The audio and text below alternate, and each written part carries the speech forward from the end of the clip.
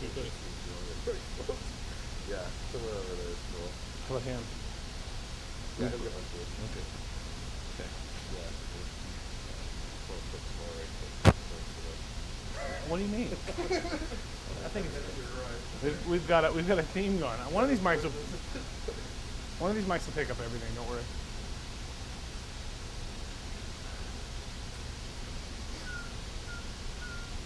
You wait.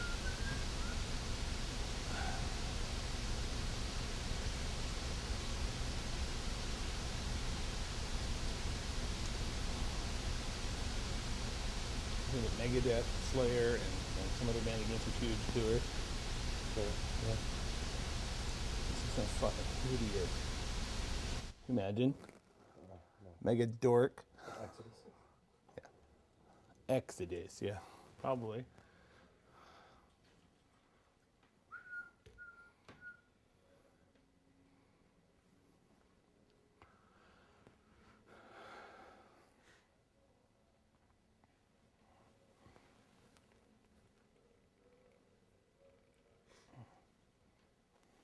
Maybe you should film us playing some hall ball too. Yeah. Ball in the hall. You should. Okay. It's one of our favorite things to do. So who all is in this thing so far? Oh man, this is the 48th interview. Who else have you got? Let's see. It's just pretty much like a veritable like laundry list of like their pals and stuff. Like Olympia, and then I interviewed Calvin Johnson, Kathleen Hanna. You did interview some Riot Girls, eh? Tim Green.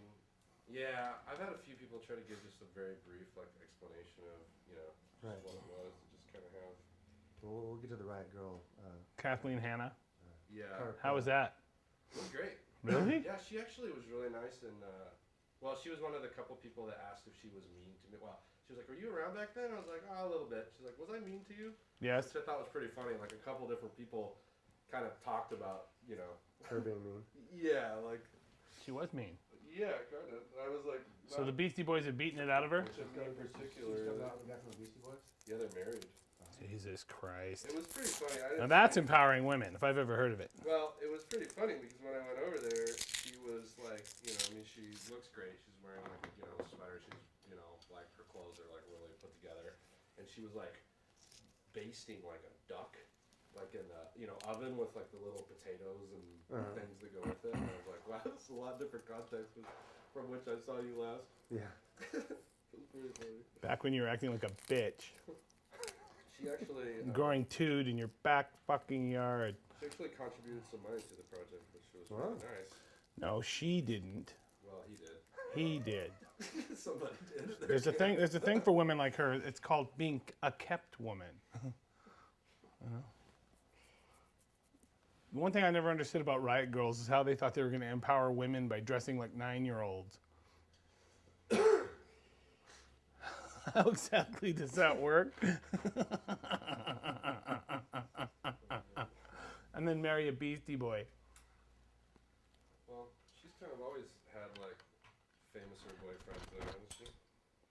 Yeah, but the one she ended up with is a gazillionaire. There's no mistake about that. Well, he was rich when he started, though, I think. News to me. Dad, like a plane. Well, he's richer now. I don't know. Yeah. But he used to throw beer around and have girls in cages. Spray beer around and date rape women. Ooh, it's true. Hey-o. You don't think it's true? I have no idea. I know nothing about it. Yeah, the Beastie Boys early on, remember? Fight for your right to play. Oh yeah, no, I was talking about the date rape comment. Yeah, I'm sure that never happened. Did it? I doubt it. No, God no. I mean, this isn't on record yet, so. Hey, Cody, you think we have any more center symbols? Do we have any more center symbols here? Center symbols. Shared symbol? This one's cracked. No, maybe we need a new one. Check, I'm not sure what I came back with. I think I just have the 22 and the, my Let me ride. look really quick. See if we got anything we can use. I'm sure there's Hello. Is it working? Oh yeah. Hello. If you want, we can use the one I have No? on my crash stand. I have the volume down. Is it working? Hello. Yeah, it's working. You can Good. use that. Okay. Excellent. We probably have something there. I'm not doing shit. I doubt it.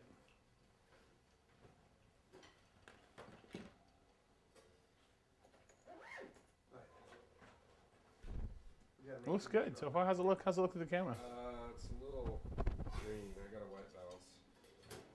We might have to move your microphone concoction over a little bit so I can get these windows out of the Where do you want them? frame. Yeah, like maybe. Looks like I'm looking right in between these two windows. That's where you want it? Over like a. I guess. Well, we got to put Crover somewhere. Oh right. Crover, you stand here. Yeah, I can jam in there. I'll jam you. Okay, so this one's for me here. This one. Yeah. Yeah. And don't bother hiding it because it's not gonna. Yeah, I guess it doesn't matter. No. The more the merrier. More is more. Well, you have a microphone theme. Yes. More is more. That's the Check, thing. check, check. This more. Here, in a second, you want to hold it. Yeah, sure. In my pocket.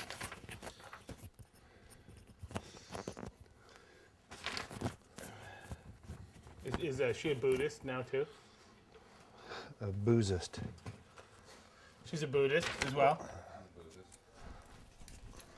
She's fighting for her right to be a Buddhist. We're gonna have our Tibet concerts too. It's called the Fuck Tibet concert. Real nice. At war with China contest. Yeah. You guys mind if I shut this? No. Please do. Hold on to that mic, would you? Hold this one.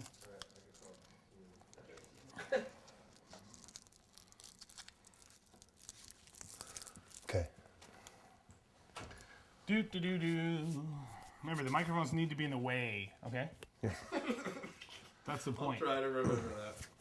They can't not be. They have to be in the way, or they're not doing their job. Right. That's so Okay. true. Test, You're test. Good. You're good. Testing, testing. Need the paper? Check, check. Hey, check, check. I'm not signing Check. this. This gives you power of attorney. Fuck that. Okay. Okay. Let's see. So we're ready for your questions. Right. Hold on. Are you ready? Let me see if I'm ready. I'm ready. He's almost ready. Almost ready? Almost We need more gear in here, I think. Yeah. A little bit more. There's some space. There's space for more gear, don't you think? I think so. Couple, 2, 3 more cabinets. 2 tree. Another drum set or 2. More headphones. Couple, 2, 3. I think I can get some more headphones in here. Hold on. Yeah. And Buzz, when you get all your headphones together, you Yes. might want to stand a little bit over. I will. Oh, is this one more? I'll be right over here. Jammed over here more? You're good, Okay. Dale. Oh, am I? Okay. Yeah, you're excellent. All right. Okay. Yeah. All right. How's it look? All right. Does So it look good? sweet? obviously, from your guys' setup, you guys have done this 1,000 times. Oh, yeah. Oh yeah, always. We, These are our mics. We're set up with these mics. we These are normally our have, mics. have our news conferences in here. you Well, know. we don't like us to be misquoted, so we make That's sure right. that there's at least 5 or 6 different things recording at all times. Right. We've got at least that many now. Yeah.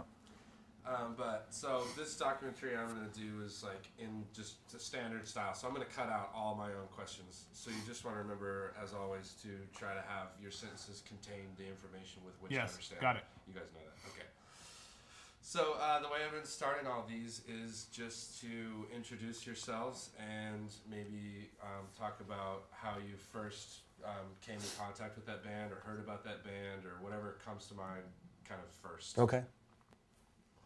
Okay. You're good. Go Ready? ahead. We're ready? Hi, I'm Dale Crover from the Melvins. My name's Buzz. I also play in the Melvin. And let me see. on? Yeah, I think that's the You're- wireless, right? Can you hear That's that the one? wireless. Check. We're all on here? Good? Yeah, it's Good? working. Okay. I think it's working. I think Rolling. rolling. Rolling. How did we first hear about carp? Was it somebody from Olympia, probably, right? Maybe Tim Green or somebody from Olympia. We first heard of carp. I think they told us that they were kind of a Melvins cover band at first. They were? I think so. I didn't know they were I a think cover so. band. Yeah, I think they were called Lil Melvins. Lil originally. Melvins? Lil Melvins. And, you know, they said that, yeah, they've Sound got like Little Feet. yeah, they've got a guy I've that never heard them, has have you? Little Feet? Yeah. No, Never actually heard them. no. So yeah, the Lil Melvins, and they had Lil Buzz, which I think was Jared, and Lil Dale was Scott. And then the other guy was Lil, whoever was in the band at the time. So Little something. Little something. He's a guy I don't know. I never knew. Yeah, what's his name? I don't know. Chris. Yeah. That's So Chris was about Lil. his names. Yeah. He was Lil, whoever was in the band at the time. And you know, we were worried because somebody was ripping off the thing that we were ripping off. Yeah. We were really pissed off because someone was ripping off the shit that we ripped off. That always makes you mad, doesn't it? Yeah, Jared had 3 strings on his bass, or Buzz had 5 strings on his guitar. The drummer, he had a good look going. He was kind of had the Freddie Mercury look going, and had it down pretty good, as well as other Freddie Mercuryisms. Did he? I think so. I didn't know they were into Queen. Yeah, they were really into Queen. Now that I think about it, it seems like they were more of a Queen cover band than they were. Yeah, Elvis probably cover. so. Yeah. What era Queen though? I think they were kind of the jazz era. Fat bottom girls. Yeah. Mustafa. Mustafa. Exactly. Yeah, yeah. The first time I heard, I saw Carp was opening for Beck. Oh yeah. I saw them at the Whiskey A Go Go. I didn't see that show. I think it was their first tour. I don't Might know. have been. Maybe it wasn't their first tour. It was back in the '93 or something. Right. Well, the first time I saw him, you took me to the show. It was at that record store that was by your house, Record Dungeon or whatever it was called. Remember that guy that sat behind the desk saying, "This is a mint split Huggy Bear beat happening 7-inch on triple colored vinyl. You cannot touch it because this is the only one left. The others were destroyed in a Riot Girl kegger party." Girls only. Yeah, girls only Riot Girl kegger party. They had the Riot Girls were really good at having kegger parties, except they had to have a guy come over and actually tap the keg. Right.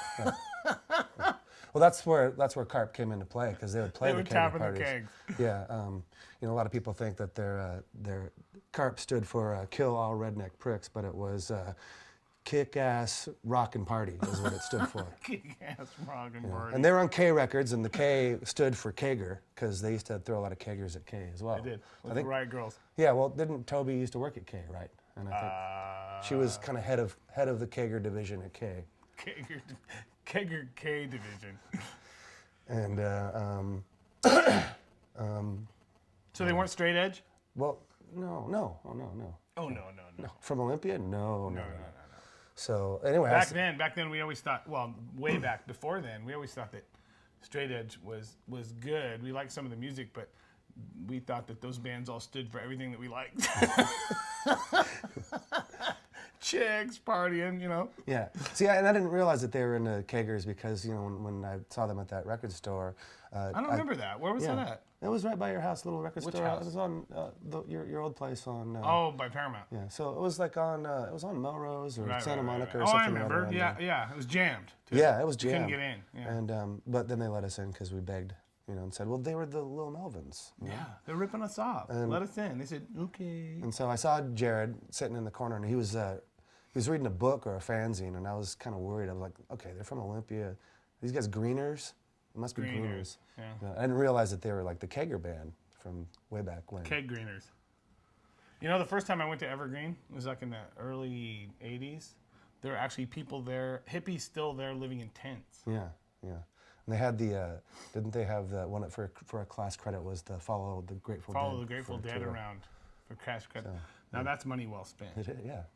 I'm sure their parents are proud. So I think that class got discontinued. When Jerry died. Yeah. Yeah. Now And not a moment too soon. Now I don't know who they follow, Fish or they broke up too, didn't they, Fish? I don't know. So I can't keep track. I think now I don't know who they follow. Who's the big hippie band now? I don't really know. It slips my mind. I actually don't know. Slipknot. Slipknot's a big hippie band. Slipknot's my mind. Slipknot's my mind. It's now they follow Insane Clown Posse around. They've got an Insane Clown Posse credit class. So you guys met Jared and Scott, right? Yeah. Yeah. So how would you describe each of them? Jared's a better bowler than Scott was, and we did go bowling one time, and Ed McMahon was bowling next to us. Wow. Yeah. I didn't know that. With Carp? Well, it was with Jared and Scott. It was after Carp, but they used to come and stay at my house, and we'd go bowling. And one time, we went bowling, and there was Ed McMahon, and Jared blurted out, "Ed McMahon," and he said, "Yes, yes, hi-yo." Was Ed a good bowler? Ed was a pretty good bowler. I'll bet. He was drinking wine lay it and down. bowling. I think drinking goes along with bowling. But Scott was too afraid to bowl because that was Ed McMahon. Starstruck. He didn't want to, throw He him didn't in wanna the gutter embarrass himself? in front of Ed.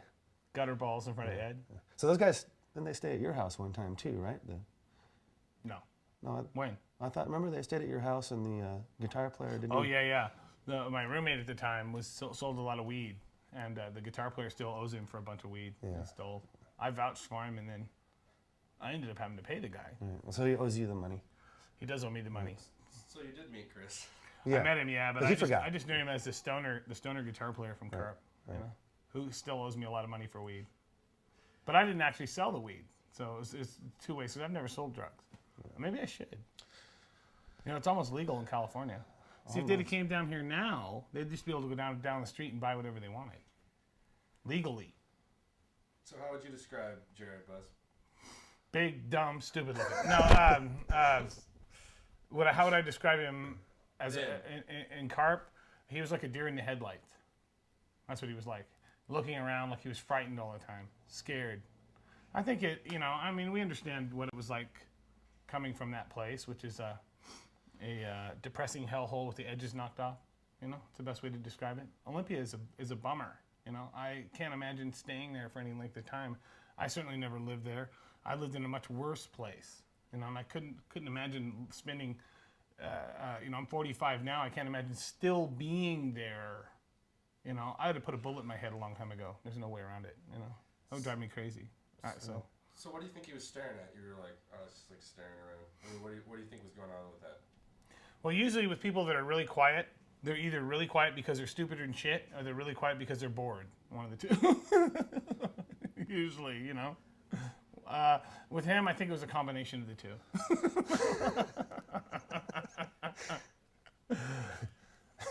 Yeah, we always thought Carp was a good band, and certainly when the Melvins started thinking about people to play with, eventually after kicking out our 900th bass player, he was a guy. Jared is a guy that we had always thought about off and on with people that we were like. I liked Jared because I thought he was a good singer.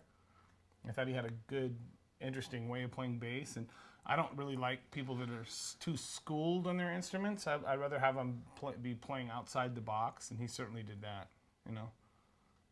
He's an Which I thought outside was the cool. box player for sure. He's an outside the box player. Yeah, no doubt about it. Taking that consideration, what do you think about like people who said, and you guys were joking about it earlier, that they sounded like you guys? What now? Well, you were saying it seems like he played like outside of the box. Like, how do you feel like that in the sense that people were like, at least early on they were like, oh, it's like you guys were joking about it, but some people would like make a review. They'd be like, oh, it's like the Little Melvins. Like, what parts did you think were similar or different, or you know what I mean? Well, it was obvious they had an interest in, the same kind of. Well, I don't know. Actually, I don't know. I'm not sure exactly what they were into, but they seemed to key into the same kind of semi-aggressive things that we were. Right. A lot of bands from Olympia were light and poppy and not very threatening. Yeah. Certainly when we were starting. And the funny thing was we flipped, the guys from Flipside, which is a fanzine from early 80s, they went to Olympia, and we talked to them afterwards, and they saw a bunch of Olympia bands at some festival there. What was that festival called? Was that that was the Kager in the Park. Kager in the something. Park party. I can't remember. Some big festival. But a bunch of Olympia bands played, and so the people from Flipside who were from LA said to us, "Now we see why you're doing what you're doing." I understand. Which I thought was pretty funny. Yeah. You go, now it makes perfect sense. Okay. What do you think that divergence is about? Like, where some people growing up would be like, oh, I want to play this like light, fluffy stuff, and other people, want to do something a little bit more aggressive. Or do you know what I mean? We want to do both, actually. Yeah. Always kind of did. Wanted to do both, which I think is more open-minded than people that want to do nothing but wimpy music, which generally translates into nerd gets his heart broken, and writes a million songs about it. Which to me I'd be much more interested in Nerd Gets His Heart Broken than Cuts That Bitch's Head Off and Burns Her House Down. That's right. Now that's a song. But they never seem to write that song. You know, it's always Nerd Gets His Heart Broken and then bores you about it with 5 albums, you know, which you stop listening to after the half of the first album. But usually that's usually where it ends up. Right. You know? And Carp were more of the want to cut your head off. Yeah. And rip your heart out. Yeah, much more so, you know.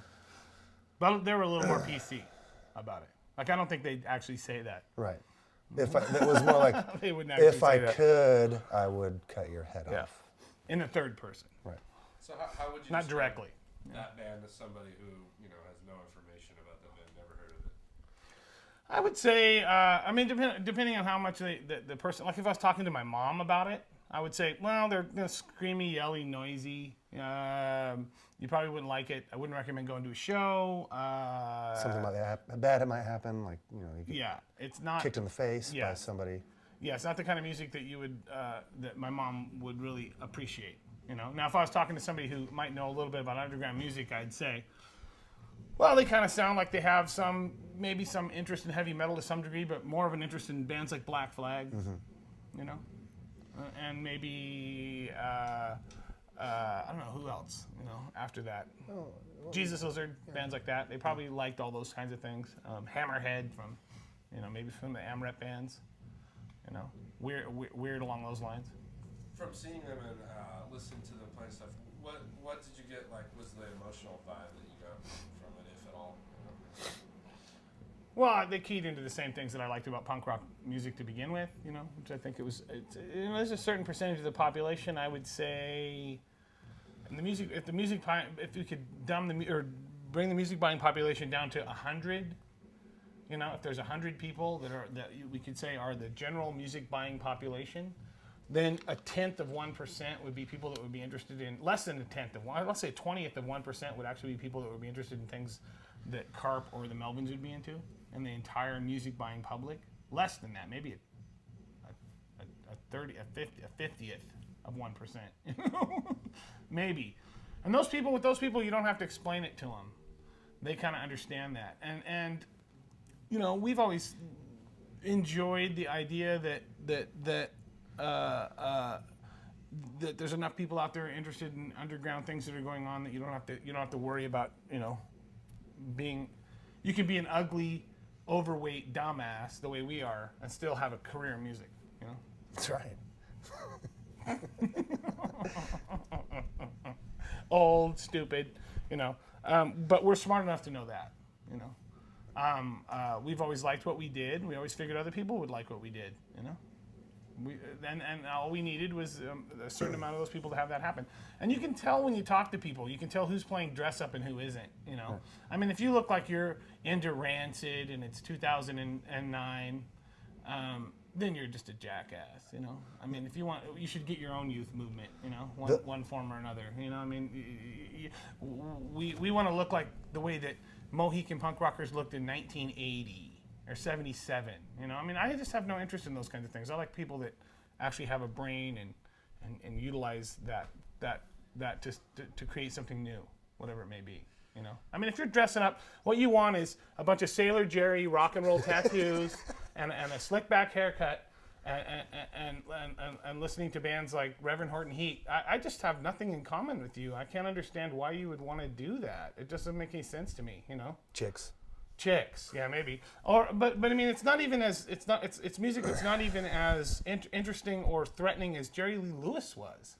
They missed the point of the whole thing. Jerry Lee Lewis was a new thing, crazy. These people are just boring, I don't mean to pick on them, but I mean using that as an example because it's a uniform. It's not free. It's fascist, really. I've been working on the term recreationist. Like, you've excellently Yeah. recreated it. That's really good. Yeah. I don't think they like that. I don't think Carp would fit into that. No, not at all. No, they're not recreationist. No, not at all. They certainly weren't. And so that's the kind of thing that we were always looking for. People that were thinking outside the box. We have no brother bands. We're not part of anything. We're not folded into some scene, But I'm sure you guys have heard, I would be willing to bet that you guys have heard bands and you're like, oh, these guys are kind of doing a similar thing to we are, but there's not something that I'm interested in it. Do you know Yeah, it's usually they've dumbed it down or made it to something that's a little more commercial. That's fine, whatever. I mean, I'm fine with what Sure. our place in music is. You That's know, fine. I mean, with Carp, you could see that you could hear that they were influenced by us, but still had their own thing going on. You know, Yeah, definitely doing their own thing. How would so Dale? How would you describe Scott? Freddie Mercury impersonator. Yeah, really. Freddie Mercury played drums. He had the teeth, and yeah, Freddie Mercury playing drums. How about his drumming? It's a great drummer. Really good. I really liked his drumming. Who's at least as good as Freddie Mercury was on drums. Not as good as Roger Taylor, but Freddie as good as Freddie for sure. Definitely as good as Freddie. Maybe even as good as John Deacon. And what about Jared? He was probably as good as John Deacon. Yeah. Maybe even a better singer.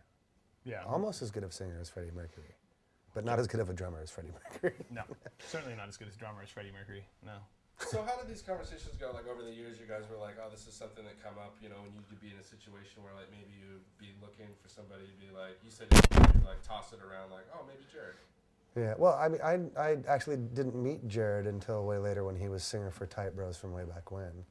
And he was friends with my wife, and my wife used to go see Carp all the time at Jabberjaw here in LA when they'd come down, and I think those guys probably stayed at her house a few times. Anyway, yeah, I kind of became friends with them then, and one time Tight Bros were supposed to play some shows around the LA area, and Jared had called me from Arizona. They were in Arizona, and they were going to drive to my house and stay over. And you know, he called. It was about 5 in the evening. He's like, "Yeah, we're just looking for our drummer. As soon as we find him, we're going to split. We should be there about midnight."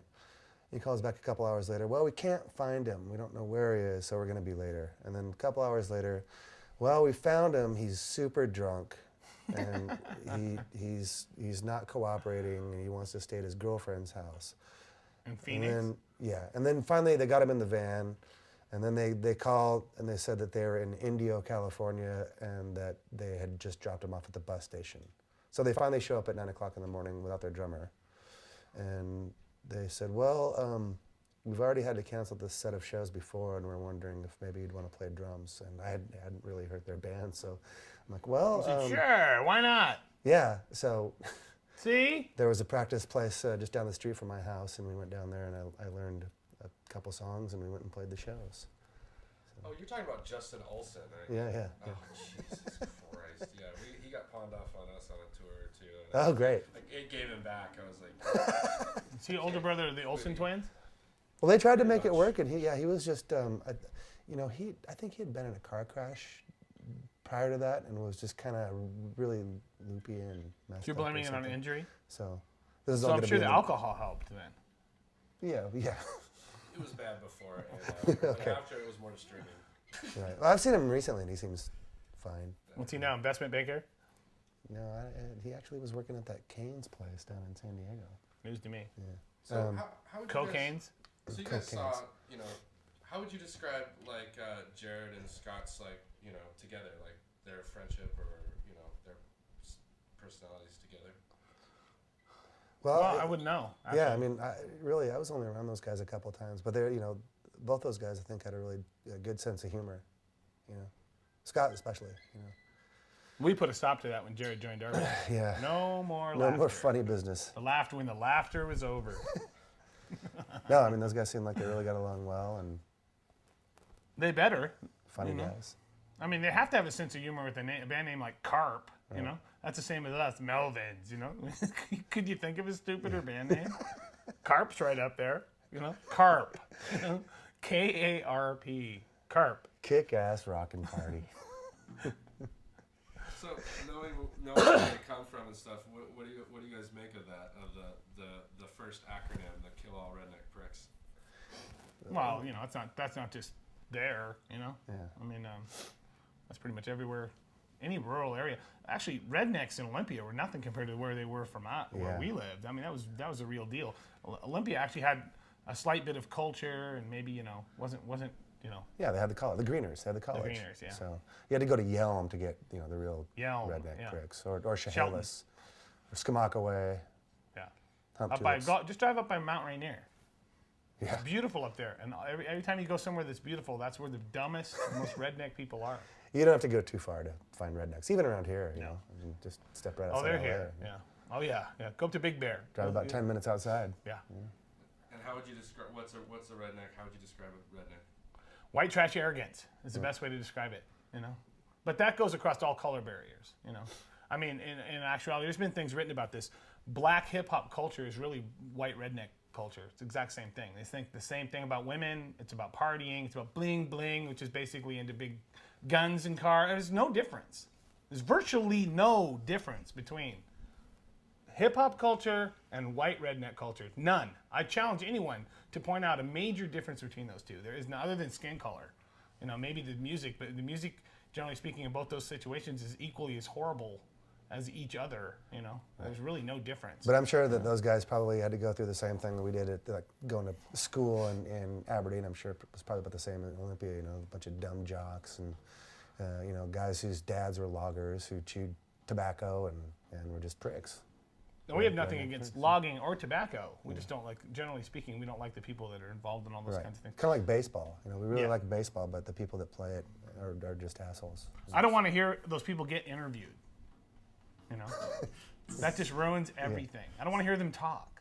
So what were those interactions like then between the people you're describing and yourselves back then when you started playing? We started to try to stay as far away as possible from them. The best way for me to deal with those people is to have nothing to do with them. Nothing. The only time I ever had any interactions with them, there's an amazing statement that says you cannot argue with ignorance. You cannot do it. You cannot convince someone of their own stupidity, ignoramus. But that goes that there's people in the rock world like that as well. Certainly, people in the world that we inhabit, that's not uncommon. But usually in those cases, at least there might be some common ground musically that you could speak with someone about. Not always, but in there, it's like a stifling weirdness of people who live in a very small world, but that's not uncommon. That's normal. That's not just that area. It's everywhere in the whole country. They live in their own little tiny white trash arrogant world, or black trash arrogant world. It's really no different. It's not. There's just a certain percentage of people who cannot deal with that. They just can't deal with it, and they finally find something that speaks to them. Whether it's music or art or literature or whatever it is, and they realize that the world's a bigger place than they were ever led to believe. And that's what solidifies the people like us with people like Carp, and the people, there's few little tiny pockets of these things happening that make it to where life is livable, one way or another, What was your idea of their attitudes towards you, like these people that you're describing in Aberdeen? Towards us? Oh, they hated us. They didn't understand. They still hate us. Yeah, they still do. There's no difference. I excommunicated myself from that situation. I just left. I don't care. I don't care about educating them. I don't care about going back and going to a class reunion and saying, "Hey, how's it going, everybody?" I have no interest at all. I didn't like the people there. I didn't like them then. I don't like them now. They didn't like me. It's mutual. Feelings mutual. And how would you have described Olympia, like in the late '80s, I suppose? Well, we were gone by then, so We were long gone by now. Actually, Oh, I'm sorry to interrupt you. Before we do this, first I want to ask you, how did you guys meet each other? How did we meet? Yeah. We met through Chris Novoselic. Yeah, we were looking for a new drummer. Well before Nirvana. Oh yeah. So, Way before. And I was friends with Chris's younger brother and in Aberdeen, and these guys met Chris at a Taco Bell in Aberdeen. When he worked at Taco Bell. Yeah. He worked at Taco That Bell. was 83. Yeah, We met 83, him 84. 82, 83, something like that. And the town that we lived in, which was much smaller than Aberdeen, there was virtually nobody else that was interested in playing drums. And what I wanted was somebody that could play heavy metal style drums. That's what I wanted, which was kind of odd in 83, 84. Even around there, heavy metal to most people was like Van Halen. AC/DC, Yeah. I wanted something that was more like Iron Maiden type of drumming. Which wasn't Fixed quite into what we were mainstream doing. heavy metal that it became. Yeah, or Venom, stuff like that. I wanted a really aggressive, good drummer. That's what I wanted. I didn't want some wimpy, guy playing like or girl playing like what's her name from the Velvet Underground. You know, Right, as right, much as I liked the Velvet Underground, wasn't what I wanted to do. You know. I can't imagine there were very many options though. No, there were no options. So we just started asking around. Right. Chris was one of the people we knew. Chris was an underground fuck up there. He didn't have any idea about music. We kind of introduced him to all those kinds of things, this thing outside, which I had already been interested in for a long time, solely because of figuring it all out on my own. But he was enough of a weirdo to accept it right away too. You know? Yeah, yeah. There's just a few people out there, you know. It's the same way that they say that 10% of the population will become alcoholics by drinking. 90% won't, you know. A small percentage of the population will understand this immediately and see the good in it. Oh yeah, you know, this is what I'm looking for. So he was one of those people. Immediately understood what was going on, and we became friends with him. And then I was asking him if he knew anybody that played drums, and I'd seen Dale play drums in some horrible cover band that he was in. Yeah. Well, I'd actually seen the Melvins play. We played together on a radio show.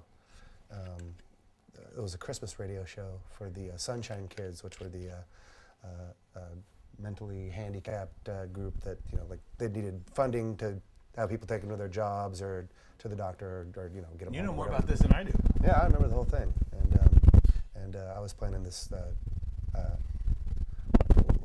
crappy cover band from Aberdeen. Really There called wasn't much choice at all. Rager or something? No, we were called Rampage. Rampage. Rampage. Almost as good as Rager. You know, but there was really slim pickings as far as people to play with in Aberdeen. So Yeah.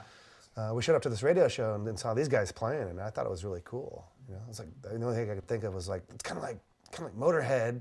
Yeah, we liked all that And the stuff. Ramones, you know, and I didn't really know any other punk rock bands at all, you know. So what age? Can you guys talk about what age this was that you're talking about? This was like 84. No, it was like 83. 83, 84, something like December that. I would 83. have been 19 or 20. I was 16. Yeah. And 6 months later, I was in the band. You just worked right away, or? Yeah. Pretty much. We figured We started- that if he was a good heavy metal drummer, he'd be able to figure out what we were doing. We started playing in August of 84 and I started practicing then, and I started learning their set, and we played our first show in September. Yeah. I had started writing stuff that was pretty outside the box at that point. Our earlier stuff was more by the numbers, hardcore, kind of. Sort of, but it was still good. Sort of, It was still weird, you know. I always was interested in melody, you know, with songs, you know. Is this when the band was called The Nerve? No. It was never really. That was never really. That's not true. Only for about a minute, I think. It was called The Nerve. And they were called the Yeah, Melvins that. right away. You know, Yeah, right I'd seen away. them at Long time. that show, or the radio show, and then a few months later, in like April or May, they played a show in Aberdeen with this band Metal Church from Aberdeen. Yeah. I mean, I started playing guitar when I was about 18.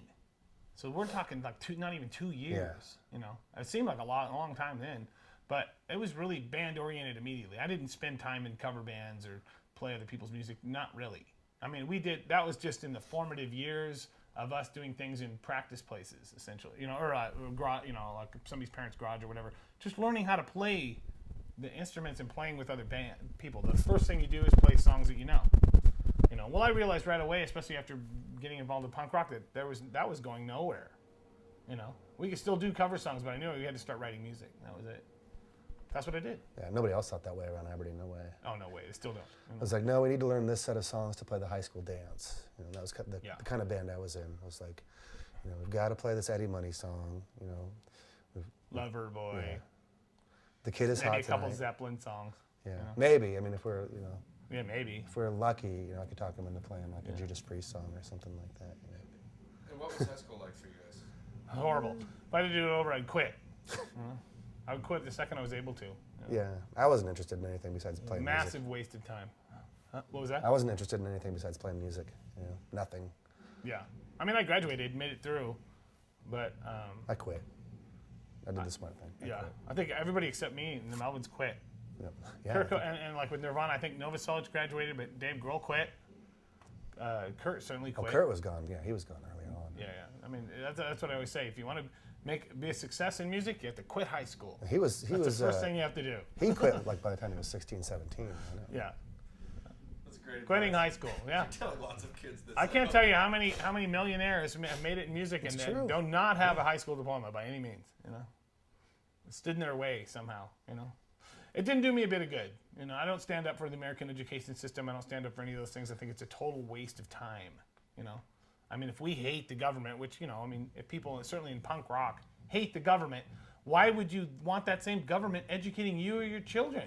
That doesn't make any sense to me. You know, you think that you would want to be in charge of that. Somehow that all gets mixed up along the way. And I think it's a massive black hole where nothing comes out of it.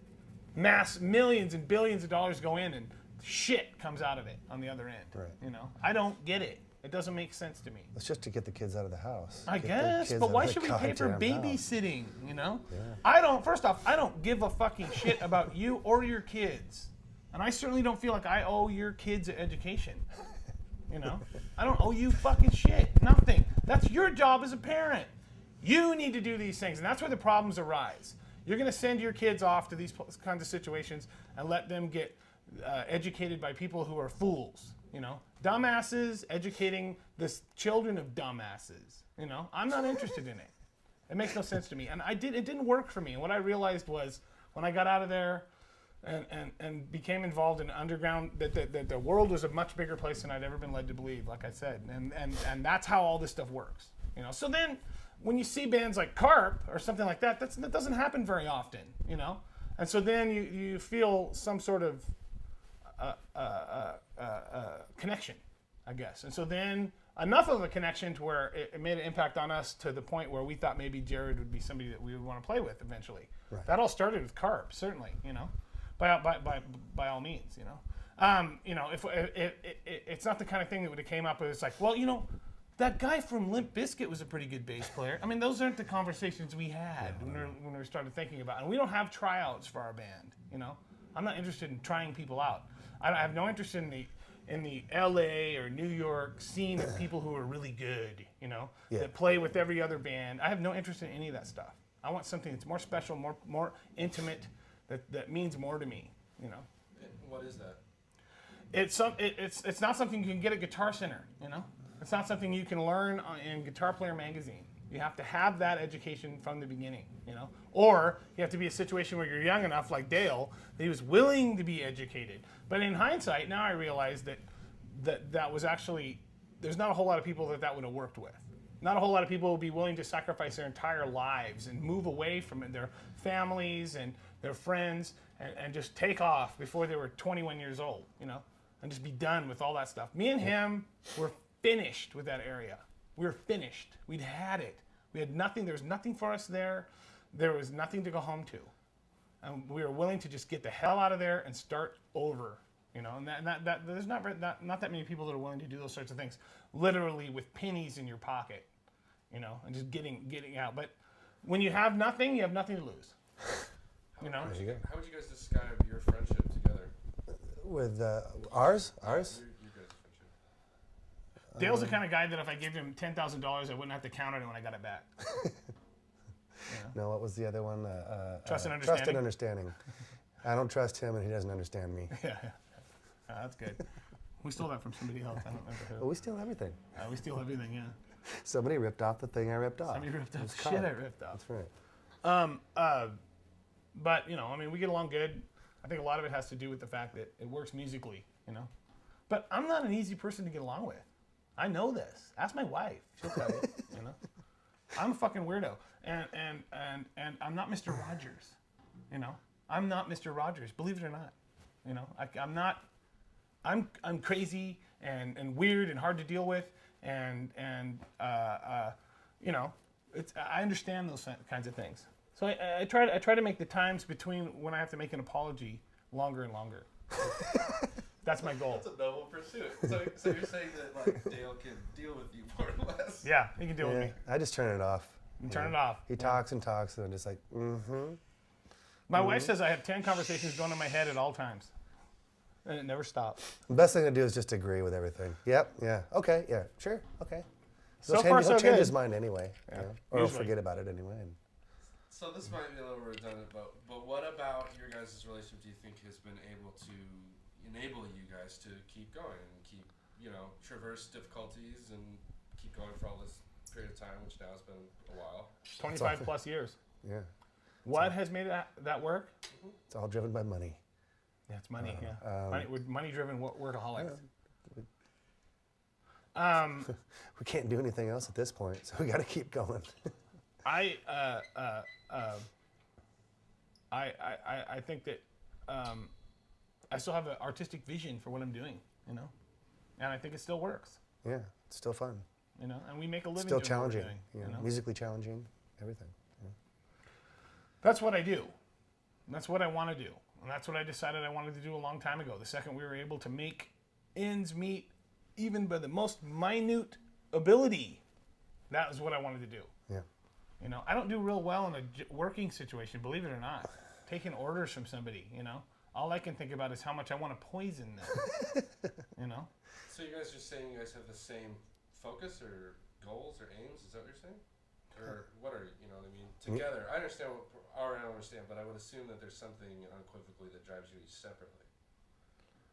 Well, I think he believes in because I write 99% of the music. I think he believes in what I'm doing. Oh yeah, you know? absolutely.